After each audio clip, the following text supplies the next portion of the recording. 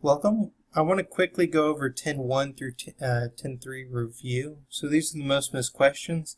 Because we don't get that review day and the quiz day with NTI, I just want to be able to go over questions that I noticed we were missing a lot.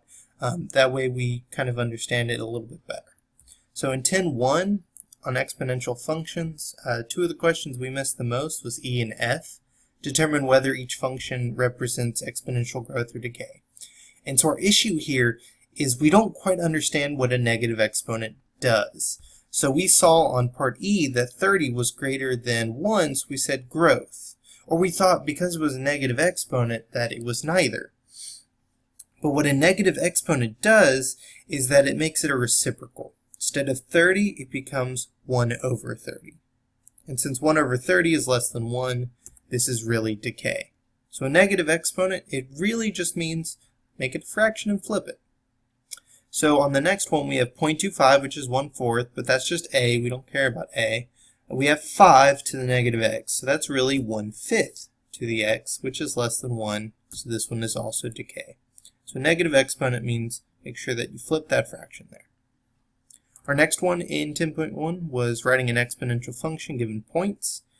First thing, our y-intercept is -5, so we can plug that in for our a. Y equals -5 times b to the x. We're going to substitute values in for x and y. So -3 is x, -135 is y. So we substitute that in.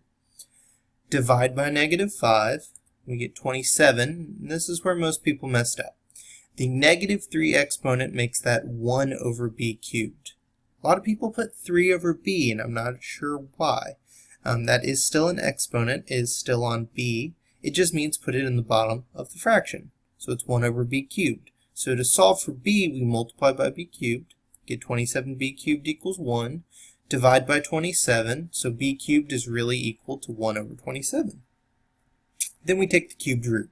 Cubed root of 1 is 1, cubed root of 27 is 3, so b equals 1/3. We substitute that back in. Y equals -5 times 1/3 to the x. All right, for 10.2, on logarithmic functions, we struggled with 14 and 15. 14 was because of the negative exponent. Our base is 1/7, our exponent's -1, it equals x. 1/7 to the -1, remember the negative flips it so it's reciprocal, and it's to the 1 power, so this becomes x equals 7. 15, our base is 2, our exponent is 6, and it's equal to 3x minus 8. 2 to the 6 is 64.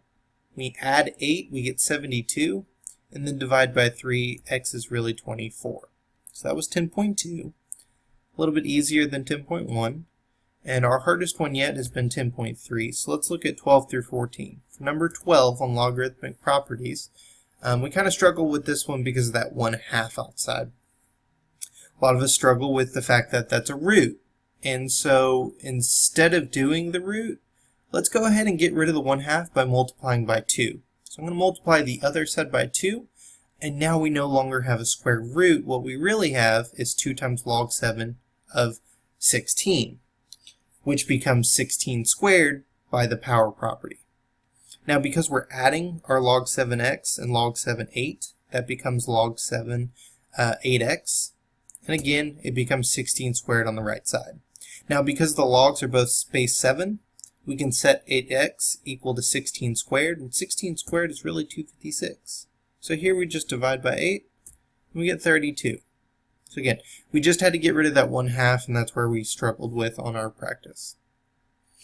Number 13, it was also called number 12 on the paper. That was just an error. So this is number 13.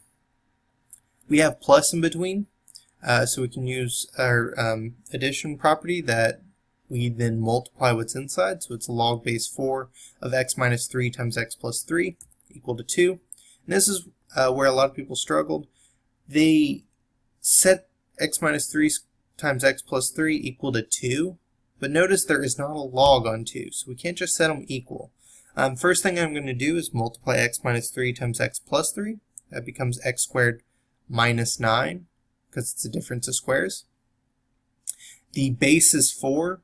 The exponent is 2, and it's equal to x squared minus 9. We write it in exponential form because that helps us solve because there's not a log on both sides. 4 squared is 16, then I add 9 and I get 25. Take the square root, you get positive and negative 5. Our last one, number 14. So the 2 in front, the power property states that that's x minus 2 squared instead of having a 2 in front.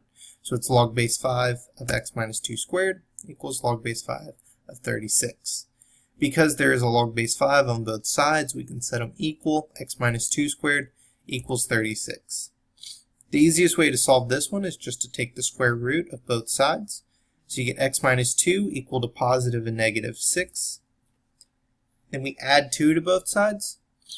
When we add 2 to positive 6, we get 8. When we add 2 to negative 6, we get negative 4. So there are two answers here, 8 and negative 4. All right, that is it for the most missed questions. If you're still struggling with it, check our answer keys, and then go ahead and message us so that you get your help that you need. All right, good luck on the next lesson.